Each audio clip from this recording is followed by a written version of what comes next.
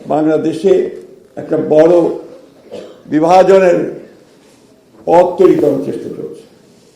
একটা গোষ্ঠী, একটা মহল ধর্মের নামে বাংলাদেশে একটা বিভাজনের পথ সৃষ্টি করতে চায়। আমরা বাংলাদেশে অবশ্যই ধর্মভীরু মানুষ, বাংলাদেশের মানুষ অবশ্যই ধর্মকে এখানে সবাই আমরা মেনে চলি, কিন্তু ধর্মকে দিয়ে রাষ্ট্রকে বিভাজন করা বা সমাজকে বিভাজন করা এটাতে আমরা বিশ্বাস করি না। আমরা মনে করি যে বাংলাদেশে সকল ধর্মের মানুষ একসাথে বাস করবে, একইভাবে থাকবে এবং 1971 সালে যে স্বাধীনতা যুদ্ধ হয়েছিল সেই যুদ্ধের মূল যে ভিত্তিক কথাটা ছিল সেটা ছিল যে সকলের বাংলাদেশ। আজকে যে কারণে আমাদের নেতা যে স্লোগানটি দিয়েছেন সেই স্লোগানটি অত্যন্ত গুরুত্বপূর্ণ।